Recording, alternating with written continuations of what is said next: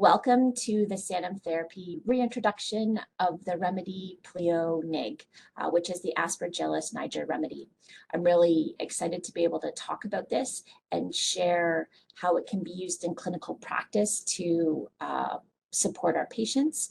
And tonight we're really going to be diving into what Pleo Nig is used for, or what Aspergillus is used for, but in the sense of not just as a remedy, but looking at it from a constitutional perspective and a miasmatic perspective, and from a pleomorphism milieu perspective as well. So there's a lot of nuances that go on with Pleo Nig. So while we talk about it as a Sanum remedy, there is a big understanding that goes around it as a species, as an isopathic species, Aspergillus Niger.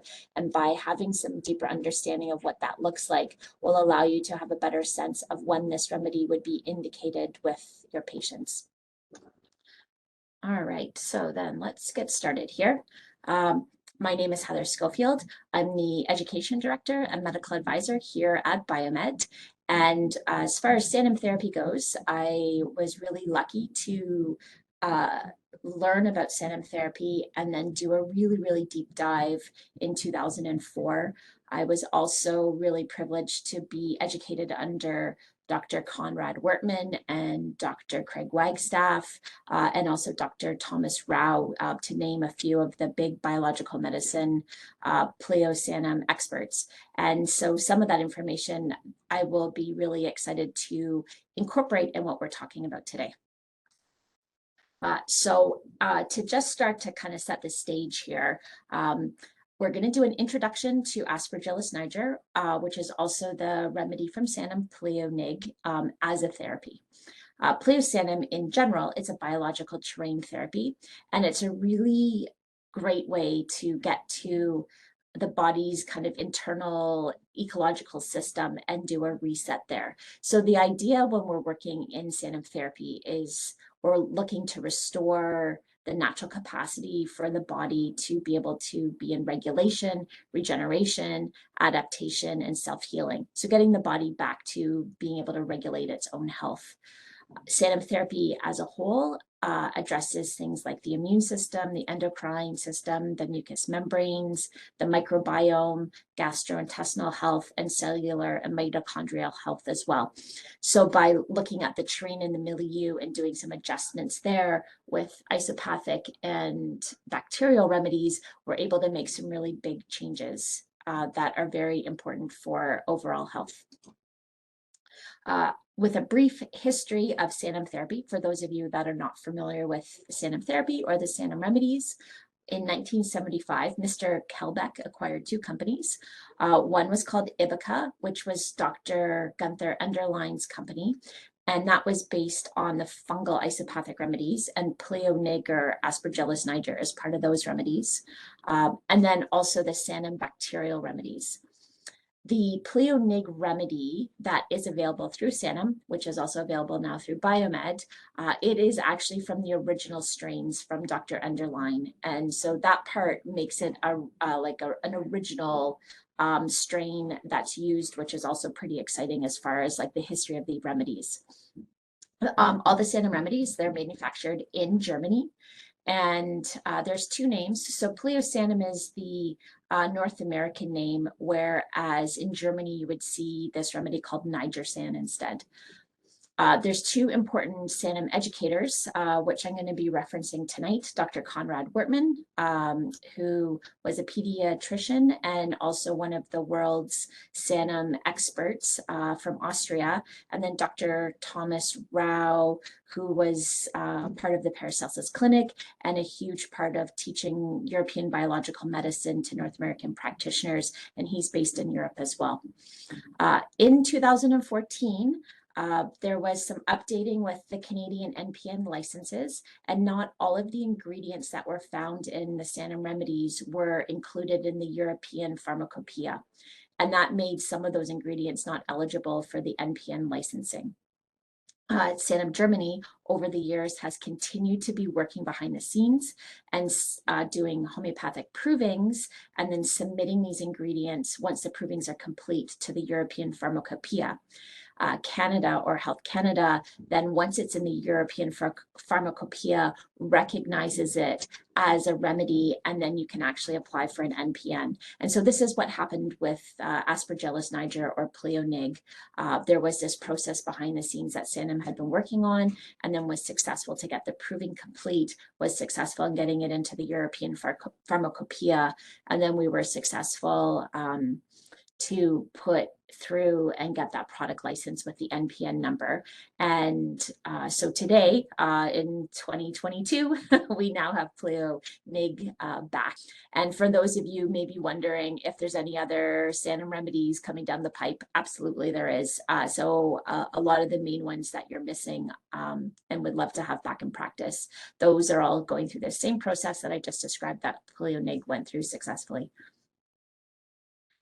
Okay, so the forefather of forefathers, Professor Gunther Underline, he was terming that the milieu means everything. The microbe means nothing, the milieu means everything. And Aspergillus niger is part of the symbiotic bioregulatory species that exist within the human microbiome. And so basically that's really saying that Aspergillus niger, when it's in its symbiotic or friendly form, it actually has a really big influence in the body and in health processes, so that bioregulatory component that's incredibly important for human health. Under the dark field microscope, Dr. Underline observed what he called the proteate, or this basic form, and named, there's two proteates that are these fundamental microorganisms found in the human body. When we go back to the milieu means everything, when the milieu is the terrain or the connective tissue, everything is functioning well and is in a good regulatory state, so the body's able to manage everything well. So our detox process is a big aspect to that. When that is working well, then the body can be in health. When the milieu goes out of balance, or the terrain goes out of balance, then it creates an opportunity for pathogenicity to develop in a congested or toxic or an acidic milieu. And when that change starts to happen, the endobionts, or these basic forms, they start to undergo pleomorphic processes. And so isopathic therapy or Sanum therapy, and in this specific instance, the Pleo Nig or Aspergillus remedy, it helps to revert the Aspergillus niger back into its non-pathogenic symbiotic form. And so we're going to go through quite a bit of what all this means through the slides. Of course, isopathic therapy, it always needs to include the terrain therapy as well as part of it. So just a little bit more history and kind of background to all of this. We have monomorphism versus pleomorphism. So the current medical model follows along in a more monomorphic perspective, where a bacteria appears to be in a constant growth form and cannot change. So it can't kind of revert from one thing to another. So one form, one function, and usually one disease, and then one type of pharmaceutical medication to hopefully kill it or change it. In a pleomorphic perspective, it's a little bit different, where you have microorganisms that can go through different stages of development and evolve within a single life cycle, and that is all dependent on the environment. This is observed beautifully under dark field microscopy. And so there's many forms, but it still maintains that one function. So there's some terminology here. I don't want to do a deep dive into that, but I did want to include it in the presentation notes so that you have it available. So isopathic, it basically means the same or healthy or used in the body or familiar to the body. So Candida albicans or lactic acid are examples of that. That protein is that non-pathogenic basic physiological life form that lives within the body. The endobiont, so those are two microorganisms, Mucorrhizmosis and Aspergillus niger, that Dr. Underline designated as being in every cell and all the body fluids of every mammal, including humans. And so the complexity, upgrading and downgrading, can change within the environment or the milieu. And these two endobionts perform important physiological functions like keeping the blood moving or immunity or healthy structure in the body. And then the cyclogeny is an upward or downward development dependent on what the milieu or the terrain, the status of the terrain is.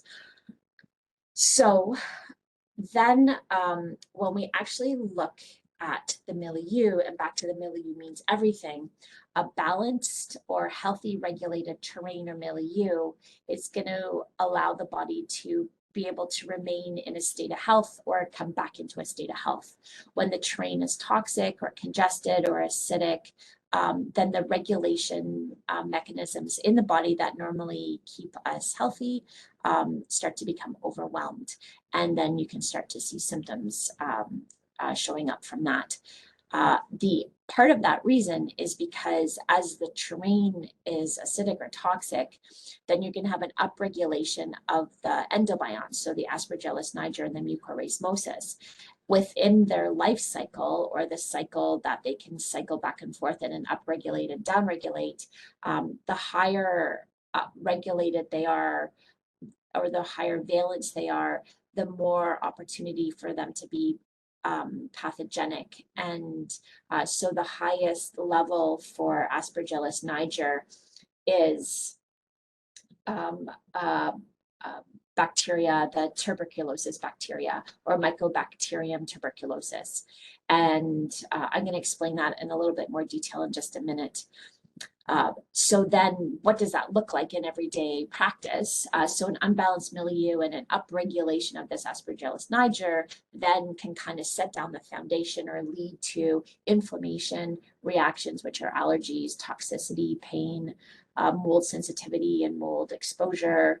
And if somebody's exposed to mold, may then have a mold sensitivity, potential for the cascade into chronic degenerative conditions, formation of crystalline structures, so crystals and stones, like bladder stones, kidney stones, gallstones, cholesterol crystals, uric acid crystals, joint and musculoskeletal conditions, lung and kidney disorders, glandular issues, specifically of the thyroid, the lymph, and associated with the autonomic nervous system.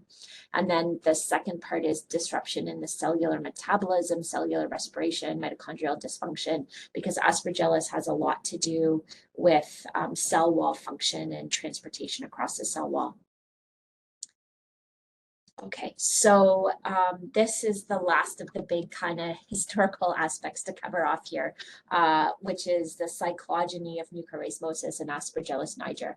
So mucorrhizmosis, again, this is an endobiont of the two, and it's associated with flow in the body, or lack of congestion, like keeping things flowing. When the terrain is such and it changes, that the mucorrhizmosis starts to upregulate, it starts to move towards the protete, and then the symprotete, and the chondrite, then mesete, and the facete, and then finally to the bacterium, which is called Leptotrichia buccalis, which is one of the bacteria that lives in the mouth. It can get into the blood if there's any sort of kind of gum or teeth or root canal issues, and then can get linked into the heart, and that has a lot of cardiovascular component to it.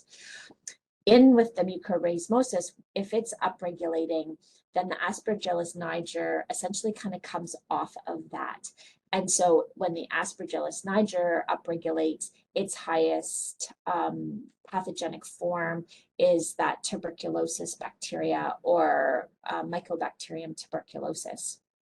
Now, just a little bit more of this. When we're talking about this Mycobacterium tuberculosis, we're not actually referring to tuberculosis. What we're referring to is a tubercular susceptibility that applies to all organs which are part of the tubercular morphological cycle. Those organs include the mucosa, the lymphatic nodes and vessels and glands, the kidney, the bladder, the testes, the prostate, the lungs and airways, the skin and mucous membranes, the musculoskeletal system, and the nervous system.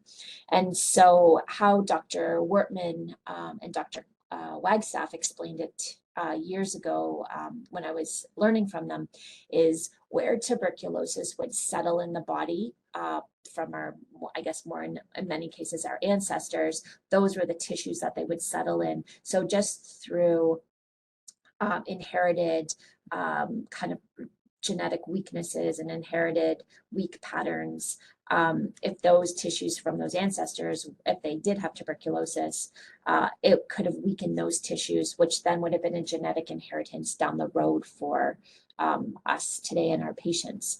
And so again, it's the tissues that are susceptible to tuberculosis, but it's not actually specifically about tuberculosis. When Aspergillus upregulates into its higher form, then it creates that tuberculosis bacterium.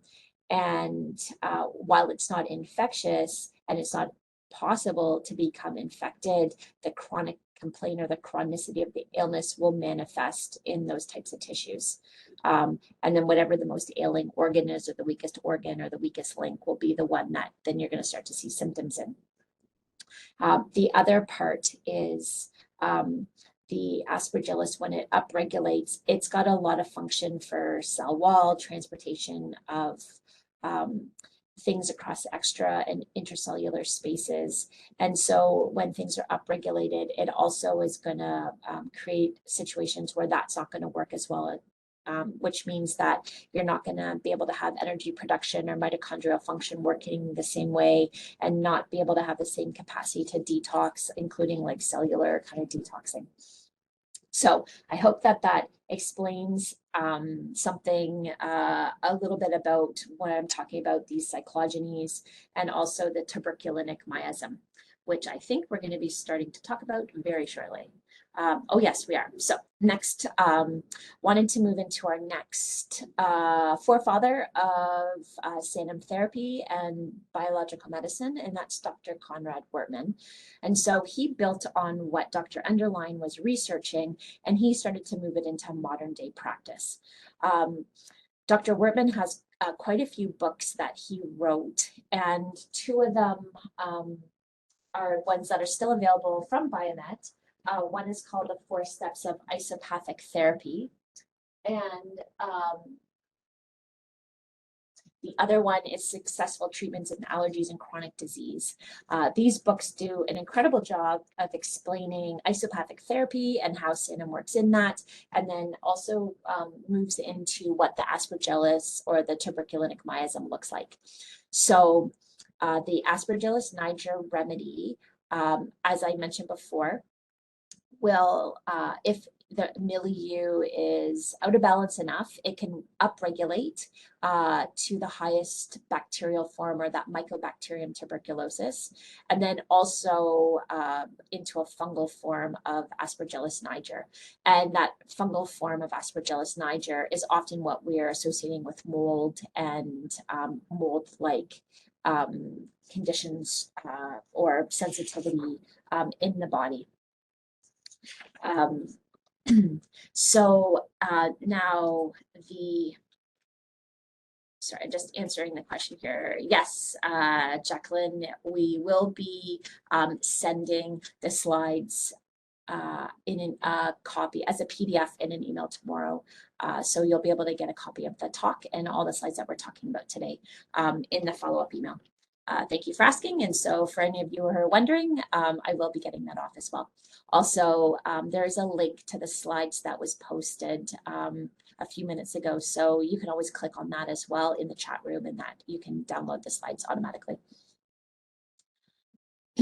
Okay, so with Aspergillus niger, it has an affinity for the structured organs and the tissues of the body. Because Mycobacterium causes pathogenicity and chronicity in these paratubercular organs, then these are the structural organs, and a lot of the tissues are the glands also in the body. And so these are the areas that you're actually going to find symptoms or disease or sensitive conditions in those patients that would need the remedy Pleo Nig or the Aspergillus Niger remedy to help support and get the body back into regulation. So the types of things would be conditions under the lymphatic nodes and glands, so the immune system, bones, joints, tendons, ligaments, and muscles. A lot of the time you're seeing a lot of arthritis and a lot of inflammatory conditions, the lungs and the respiration, and the whole respiratory tract. Often things like asthma and bronchitis and chronic or recurring bronchitis or susceptibility to pneumonia. Those are all things that fall under the Aspergillus constitution, the skin, and then the cellular membranes and the mucous membranes are part of that as well. So then just to differentiate, because you've heard me now talk about mucorrhizmosis, and also Aspergillus Niger. And just to understand them both as endobionts is important because it adds some different context for understanding Aspergillus Niger. So these two species were determined by Dr. Gunther Underline under the dark field microscope to be the two main endobionts or microorganisms that are found in all the cells in warm-blooded mammals and in humans. They both have different functions. So mucorrhizmosis is associated with flow in the body, and what that looks like is flowing of the blood and flowing of the lymph. So it's very much a cardiovascular, lymphatic, and blood remedy to help keep all that well regulated. And so it regulates blood viscosity. When things go out of balance, you're going to see a lot of fibrin and a lot of rouleau and a lot of congestion and kind of thickening blood. You also are going to have like end stage with cardiovascular issues and things like prone to clots or thrombosis. And so mucorrhizmosis as a remedy helps to break down fibrin-based blockages, including pathogenic biofilm. For Aspergillus Niger, its theme is about structure. And again, it's got an affinity with the tissues, especially the bones, the joints, the connective tissue, the kidneys, and the lungs. And also, as I mentioned, the cell wall function, because it's a carrier system and transportation system across the cellular walls. Both forms are found in the body. Both forms in their low valence, non-pathogenic form are really important for the body to be having good flow and having good healthy structure. They're inherited from our parents because it's present in the ovum and the sperm, and they're physiological when they're in their low valence or healthy forms, which is also, by the way, what the remedies are in these low valence forms as well. And they're virtually indestructible. They can survive really high temperatures and really low temperatures as well. Now, the diseases, just to kind of reiterate again, with associated with Aspergillus Niger, they have to do with the lymph nodes, and so things like swollen lymph nodes, lung diseases, asthma, pneumonia, bronchitis, skin diseases like dermatitis or eczema, cell membranes, itching is one of the big ones that you'd see. The thyroid gland hyperactivity or insufficiency, and the skeletal structure, chronic problems with the joints, diseases of the ligaments. And I've got a list that kind of carries through with that a little bit more detail as well.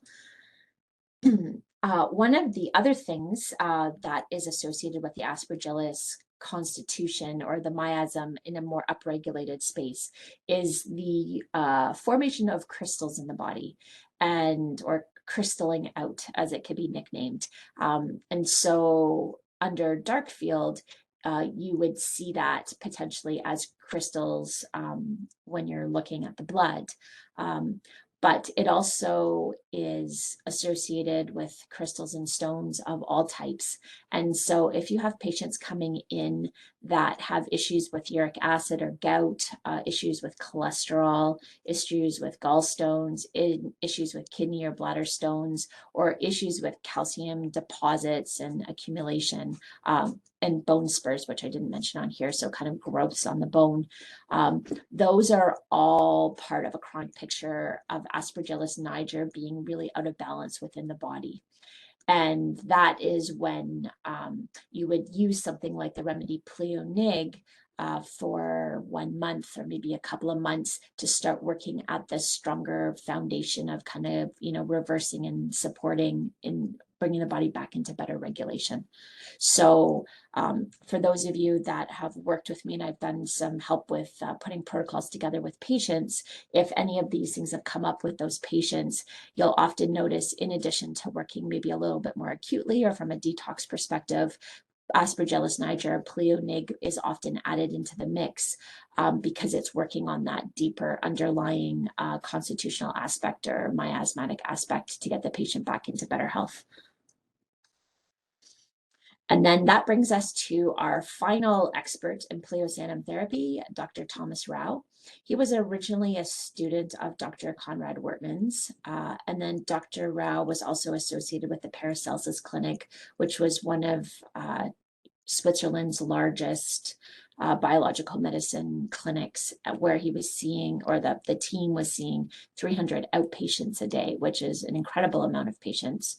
And so Dr. Rau continued to talk about Sanum therapy and brought the understanding about constitutions. So the Aspergillus constitution is the one thing that he kind of lends to better understanding of Aspergillus Niger, and also, where again to use the Pleo Nig remedy. So again, the Aspergillus Niger has a tendency towards connective tissue diseases. It starts with lymphatic congestion and allergies. So those would be the things you'd see in a patient that is less chronic. And then eventually, if things are not taken care of from a health perspective, will lead or could lead to degenerative and chronic conditions of the connective tissues, the structural and glandular organs. Now we have a chart here that talks about the Sanum therapy constitutions, according to Dr. Rau. There's 4 different ones. So we've got the Aspergillus constitution, we have the mucor constitution, we have the penicillium constitution, and we have the candida constitution. Now, to understand the constitution, it's expressed with the general tendencies of the body function or morphology that can present to what our lifelong disease susceptibilities are. So some people are more susceptible to lots of lymphatic congestion or sinus problems. Other people are susceptible to allergies. Some people are susceptible to respiratory kind of bronchitis every year. Other people are susceptible to digestive issues. And so what you're susceptible to will point as to potentially what kind of constitution you are or what your patients are. Our constitution, so each of our individual constitutions will help determine what our typical disease patterns and how they're expressed, and then how disease develops in the body. And just having some general understanding of this also then gives us a really good idea when we're working with our patients and putting protocols together, where we can have some predictability for a tendency towards certain things, and then also predictability if we put certain remedies or products into a protocol where that patient will actually really be helped with that. And so before I talk about the Aspergillus constitution, I just wanted to go through the other 3 to just share it in a bigger sense. So the mucor constitution, again, it's about flow of the blood and flow of the lymph. It's very connected with the cardiovascular system, blood flow and good blood viscosity, flow or congestion and fibrin. So supporting therapies, we've got the Pleomuc eye drops. They're basically just Pleomuc as the ingredient, or mucorosmosis, and then some sodium chloride. And so they can be used off-label orally. We have Pleo Sanum, which is L-positive lactic acid, acid-base balance remedy, and then lymphatic and circulation support like Lymphodrop and self-tonic, and then fibrinolytic enzyme, which is nattokinase. We also have the penicillium constitution. And so this is the infectious inflammation constitution, or prone towards inflammation of the tissues, prone towards acute infections, chronic infections, never well since, get sick every whatever it may be, sore throats, ear infections, bladder infections, sinus infections, bronchitis. So the people that are immune sensitive and kind of get sick or get lots of inflammation. Supporting therapies are antibacterial and antiviral remedies. There are some Sanum remedies that are also part of this constitution that we don't have available right now. You can order them from Europe. But we also have some other things like Mycoimmune for virus, BioBoost, Pleopin, Hydrastis nasal spray, Pleo relevora. And then, of course, the microbiome is really important in this as well. And if any of you had attended our constitutional medicine webinars and course that we put together, then we also talk about this more from a lymphatic constitution or from a dyscratic kind of constitution. So there's some remedies in there that can also be used. Next, we have the Candida constitution. And so these are those patients that are prone to fungal overgrowth or Candida infections, tooth and gum issues, dysbiosis, lots of gas and bloating, skin rashes, nail fungus, yeast infections. And so the supporting remedies are the antifungals or the Pleo alb for Candida albicans or Pleopef for Candida parsilosis, acid-base balance, and then addressing heavy metals as well, like mercury specifically. And then that brings us to the Aspergillus constitution. And so with the Aspergillus constitution, this is where the structures and tissues of the body will be affected. So bones, connective tissue, tendons, musculoskeletal, skin, nerves, GI tract, glands, lungs, and kidneys are all a big part of this constitution. And supporting therapies, of course, is Pleo Nig and Aspergillus Niger, Pleo Citro, acid-base balance remedies, kidney and lung remedies like Solidago, Buco, and Bronca, serrapeptase, which is a really great proteolytic enzyme for inflammation and pain, and curcumin boswellia, which is also for that. And so what we're going to do is we're going to continue to talk about the Aspergillus constitution and dive into that a little bit more. Okay, so this is a review of the 4 constitutions that we just talked about. And from the Sanum perspective, it puts the different Sanum remedies into the different categories. So there's 4 steps that are associated with this. So you address the milieu and start to work on getting that rebalanced. Then you add in the isopathic remedy, a bacterial remedy, and then a sanakil remedy. And as I said, it lists all of those there. If they're not available here in Canada or the US, then you can order them through Europe. There's quite a few different places that you can get them and get them shipped in. So I'll leave this chart for your reference because it's Aspergillus that I want to concentrate on. And so we're going to start talking about what the remedies under the Aspergillus constitution or the Aspergillus type, what they look like. And so those remedies, they include a variety of things that are associated with base regulation, immune regulation, and system regulation. So we're going to dive into those remedies in just a couple of minutes. And just one more thing with that. So we're looking for milieu remedies for Pleo alcala and Pleo citro, our isopathic remedy, so Pleo Nig, which is Aspergillus Niger, our bacterial remedy called Pleo Ut-S, and then finally, the Sanakil remedy, Pleo San Klebs for the lungs and Klebsiella pneumoniae infections. And so that's where the rest of our presentation tonight is going to go into talking about just those 5 remedies and then how they all relate into the Aspergillus constitution, and then also how they support the Pleo Nig remedy and Aspergillus Niger just in general.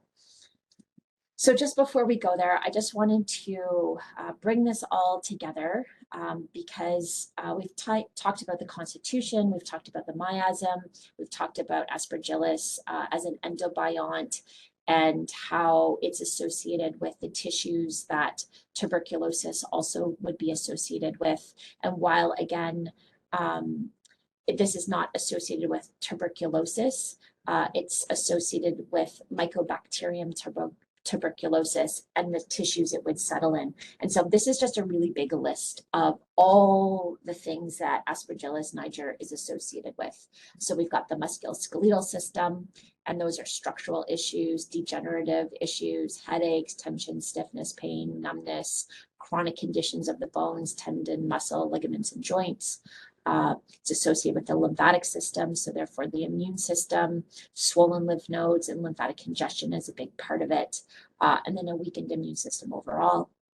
It's associated with the skin and mucous membranes, so things like cysts and warts and growths are associated with it, allergic skin reactions, itching, and that has to do with the cells and cell wall function.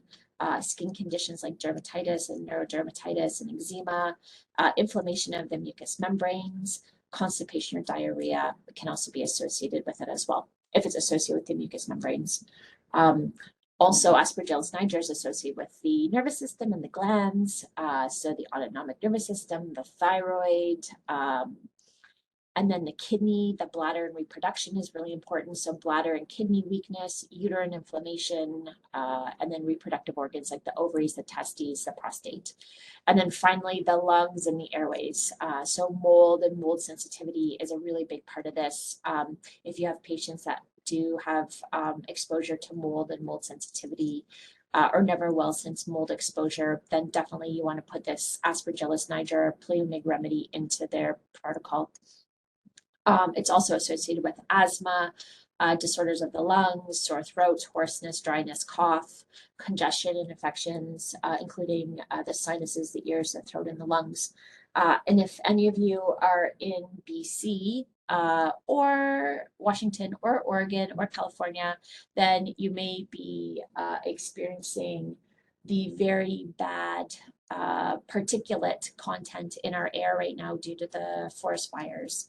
And so some of you may also be noticing that your voice and your lungs, voice is getting a little bit hoarse. The lungs are being a little bit stressed. And so Aspergillus niger is definitely a way to be able to support that system as well. Okay. And then I'll just leave this in the slide deck because it is the references to all of those conditions that I just mentioned. Some of them come from Dr. Wortman's book, some of them come from Dr. Rao's book, some of them come from the Materia Medicas and the homeopathic proving that was also done on Aspergillus niger. All right, so then let's move into talking more about the therapy and biological terrain therapy for Aspergillus niger.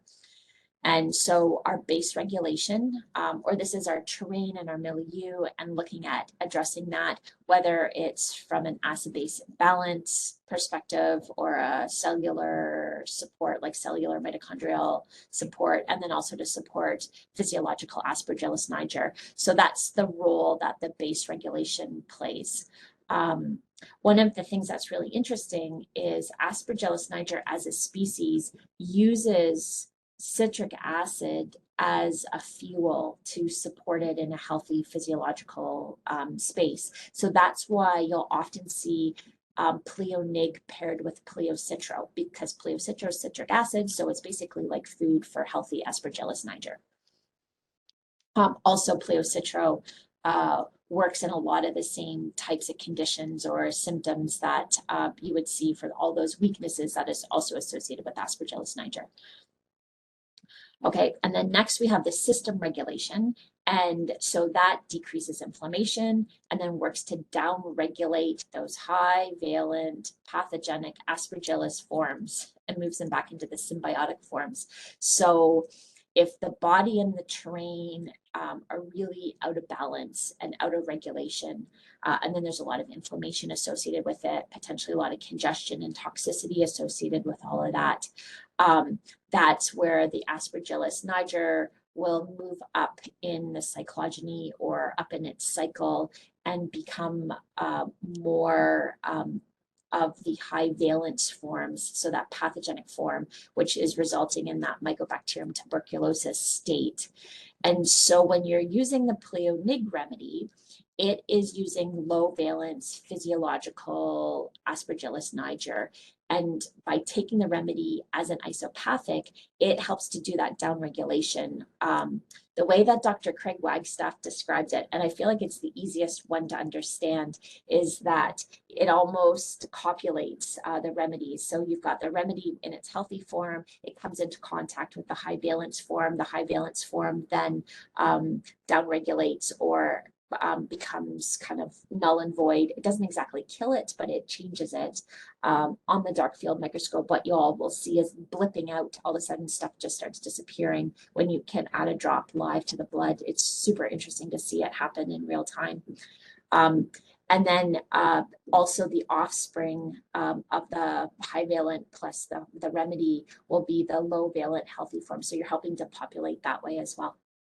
So with your system regulation, you're reducing inflammation and you're down regulating and putting it back into the healthier physiological form. So Sophia, I see your question here. Do you use them in the same protocol or start with base regulation? That's a really good question. Dr. Wertman, if you follow along in the original Sanum teaching, there was a 4-phase protocol. It was often quite extensive and sometimes a little bit confusing, where you would start with your base regulation. So your terrain and milieu remedies, like your acid-base balancer, like Pleo Alcala and Pleo Citro or Pleo Sanavis or Pleo Form, and you would do that for 2 weeks. And then you may be using one of the like fungal remedies like Pleo Alb, for example. And then after 2 weeks, you add in either the Aspergillus, a Pleo Nig, or the Pleo Muc. And then that would go on for 3 months with the original remedies also continuing. And then at the 4-week mark, you would be adding in your immune regulation remedies if the constitution was strong enough and vital enough to be able to handle it.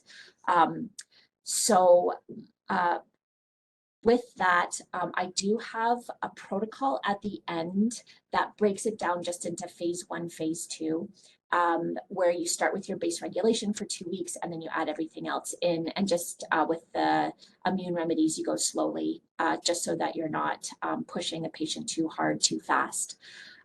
Dr. Thomas Rao, in his teaching, he does everything all at the same time. So he would use, for example, like Pleo Alcala plus Pleo Citro plus Pleo Nig plus Pleo US, all at the very same day. And so ultimately, there's definitely some flexibility with it. I just know through experience that sometimes it's nice to give a first couple of weeks of just starting to set the terrain and change things before you get in and start down regulating and having some die-off potentially happen.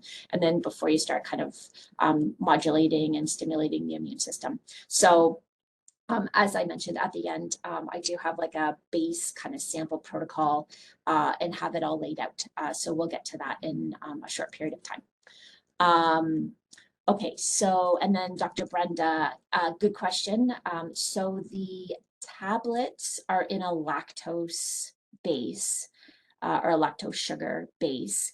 And interestingly enough, because it doesn't have any whey or any protein, like dairy protein associated with it, the majority of the dairy sensitive patients don't actually react to the tablets unless they're also lactose intolerant.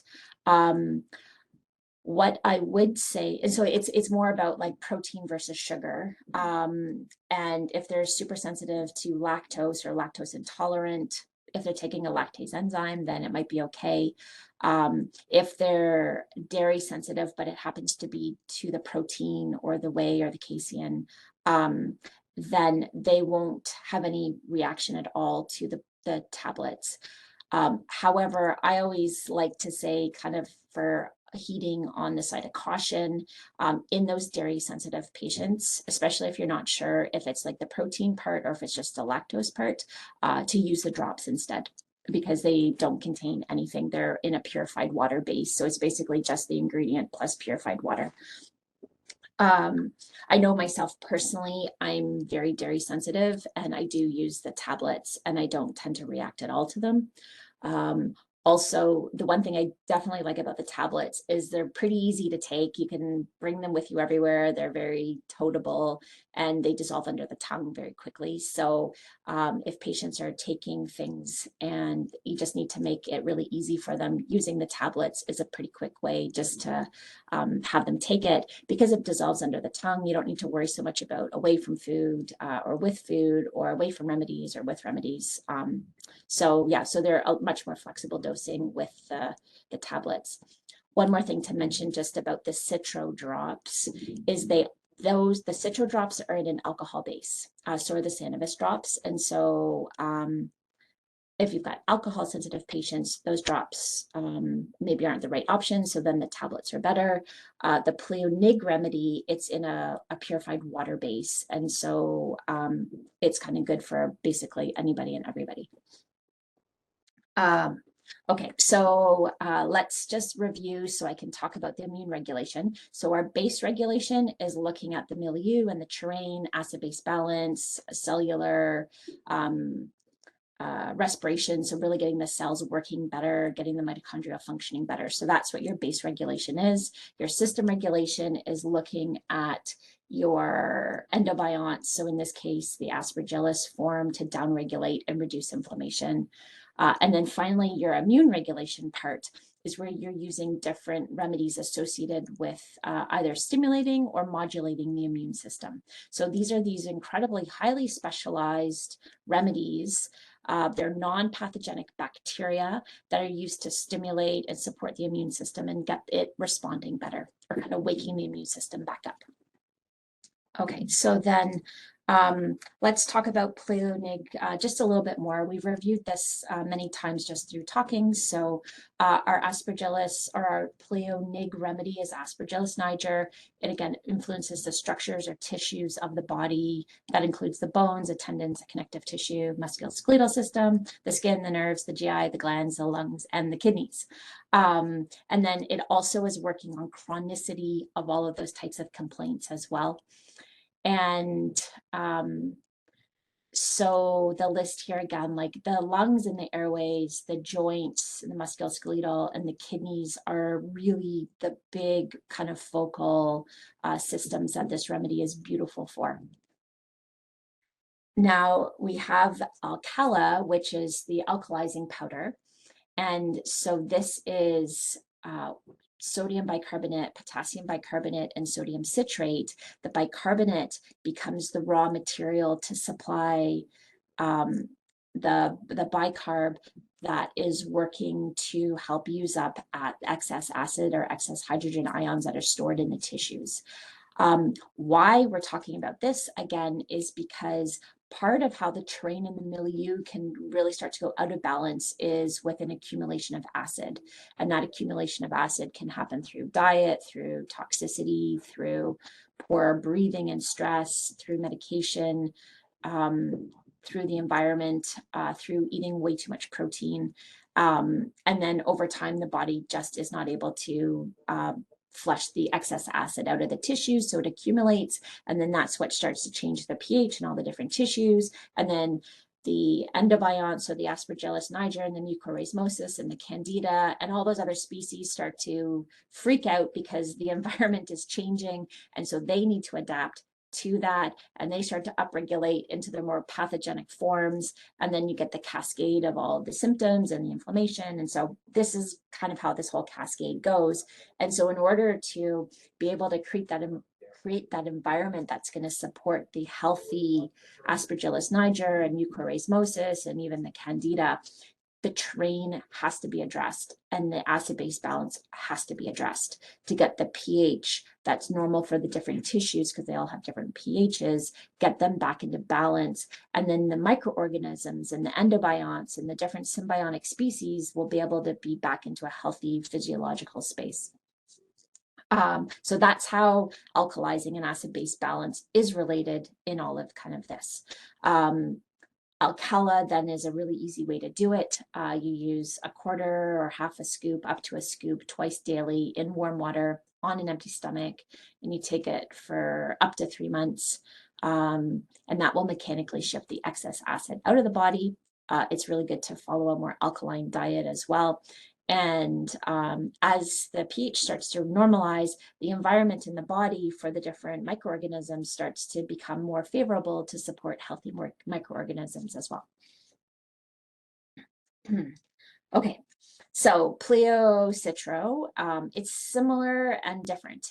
So it's citric acid. It's used, it's actually really citric acid. It's important in the Krebs citric acid cycle to produce ATP or units of energy inside the cells. So Pleo Citro really helps as for good energy production or metabolic energy production within the body. It's used again for the train in the milieu because it does help the cells to detox, and it helps to detox the extracellular spaces around the cells, so the extracellular matrix. It increases cellular metabolism. It helps to keep the blood flowing well.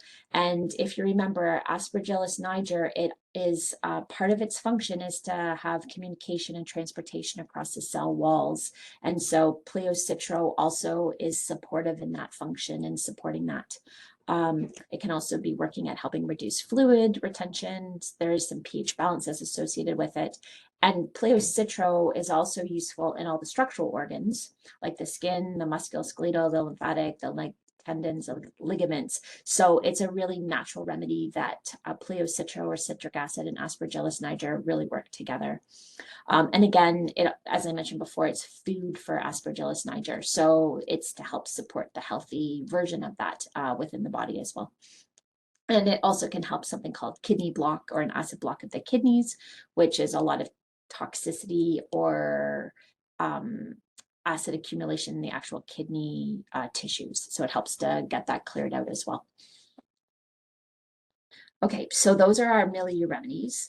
And then I wanted to talk about the two bacterial remedies.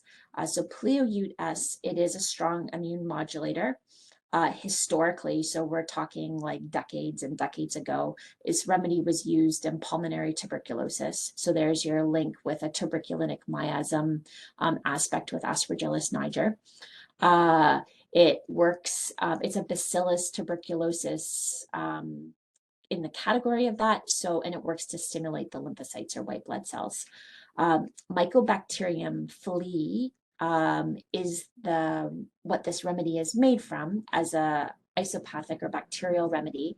And it was originally derived from a cold-blooded sea turtles. And so this specific species, which of course is not taken from cold-blooded sea turtles, but is made now at Sanum in their facility, it's beneficial to human beings.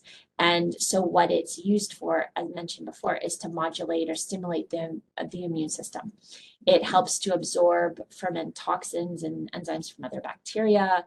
It works at stimulating the immune system's defense functions, and it helps to repress pathogenic bacteria by producing the Mycobacterium flea, which helps to kind of keep other populations that are less desirable under control. Its arena of how you use it, in addition to the immune system, is the lungs and the respiratory tract. That's a really big part of what this remedy is about. So chronic lung disease, respiratory tract, temperature, weakness. It's also indicated for all the itises or inflammation like pleuritis, meningitis, tonsillitis, appendicitis, osteomyelitis, bronchial asthma, chronic bronchitis, rectal fistulas, and peritonitis. Also for lung, extrapulmonary tuberculosis, pneumonia, autoimmune, and again, stimulates the lymphocytes. So you can see it's got a strong immune component, and it's really important for inflammatory infections and the respiratory system. And then finally, we have the Pleo San Klebs remedy. It's part of the Sanakiel or Hapton remedies, so it's used for cleaning up old infections. And often this one's very much about old respiratory infections. So if somebody's had the flu or reoccurring flus, pneumonia, reoccurring pneumonia, pleurisy type lung issues, asthma, bronchitis, chronic bronchitis, recurring bronchitis, and antibiotics for any of those types of things, then there's a good chance that the Klebsiella pneumoniae bacteria was associated with those respiratory or lung conditions.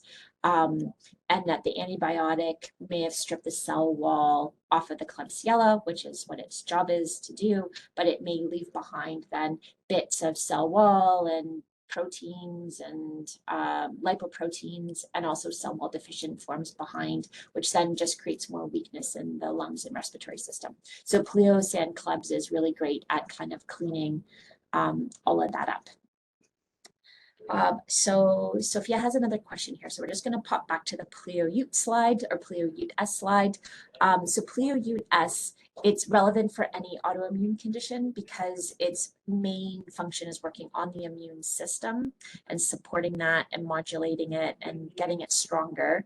And then it's also very relevant in anything that's associated with like autoimmune lung conditions as well. But ultimately, any autoimmune condition is you would put it into a protocol. For patients that do have autoimmune conditions, you may want to be doing some work ahead of time before you put this remedy in, especially if they're really sensitive or you can't push their systems too hard, too fast, because you don't want to have a flare-up with that group of patients. Okay, so we're almost done here. We just have a couple more slides. So I wanted to just come back to this constitutional type with the 5 remedies that we just talked about. So your milieu remedy is Pleo alkala and Pleo citro. And again, that's working on the terrain, acid-base balance, increased cellular metabolism, also supporting the kidneys and the activity of Aspergillus niger. The Pleo Nig or Aspergillus remedy downregulates a pathogenic Aspergillus species and then helps to reduce and restore conditions that are associated with chronic degenerative conditions, improve symptoms associated with lungs, joints, bones, kidneys, skin, lymphatics, etc. And then we have our Pleo Ute remedy, which is supporting the immune response, decreasing inflammation, and then helping with symptoms that are associated with the Aspergillus constitution, including lung, respiratory, and all the inflammatory type things. And then finally, Pleo San Klebs is used to clean up old Klebsiella pneumonia infections and improve symptoms of respiratory conditions like pneumonia, pleurisy after antibiotics or side effects from antibiotics, asthma, bronchitis, etc. Okay, so then this is the protocol that I mentioned, and this is just a general protocol. So all those types of conditions that we've talked through, and again, I just put like a general list here, things like asthma, bronchitis, respiratory issues, rheumatoid and osteoarthritis, kidney and bladder issues, eczema, dermatitis, to name a few things. This protocol can be put into all of those conditions really safely. I broke it into phase 1, phase 2. So the first phase is just for 2 weeks, just to start getting that terrain set and moving some acid out and getting the energy production better within the cells. So Pleo alkala and Pleo citro are added in there. And then after that 2 weeks, you would start phase 2. And so you continue Pleo citro and Pleo alkala. Approximately you want to do those for about 3 months each. And then you would add in also at that time Pleo Nig drops, 5 to 10 drops once daily for 2 to 3 months. And then the Pleo Ute S drops.